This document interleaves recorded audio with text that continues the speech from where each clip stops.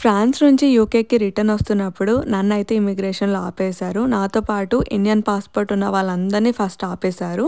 ఆ తర్వాత China passports, ఇంకా అదర్ పాస్‌పోర్ట్స్ ఉన్న వాళ్ళందరినీ కూడా ఆపేసి పక్కనైతే కూర్చోపెట్టేశారు. మాకు కాసేపు ఏమవుతుంది అని చెప్పేసి అర్థం కాలేదు. కాసేపు ఆగిన తర్వాత ఫోన్ ఓపెన్ చేసి చూస్తే it's all over the internet. ఈ గేట్స్ అనేవి డౌన్ అయిపోయాయి.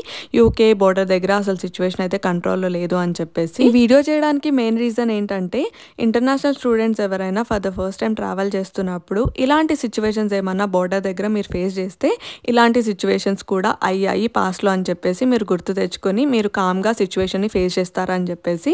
అండ్ ఆల్సో మాకు ఆ రోజు అయితే ఎన్ని అవర్స్ పడుతుందని చెప్పేసి చెప్పలేమన్నారు. మేమైతే ఫుడ్ లేకుండా అసలు ఏమీ లేకుండా ఓన్లీ వాటర్ తాగి 8 అవర్స్ కూర్చున్నాము. ఇంకా 1 అవర్లో ఇమిగ్రేషన్ అనేది స్టార్ట్ అవుతుంది అనగా మాకైతే ఇలా చిప్స్ శాండ్విచ్ ఇచ్చారు. అదైతే పెద్ద హారబుల్ నైట్ నా లైఫ్లోనే అని చెప్తాను నేనైతే. సో ఇంకా నేను ఆన్ ద వే టు ఇంటికి.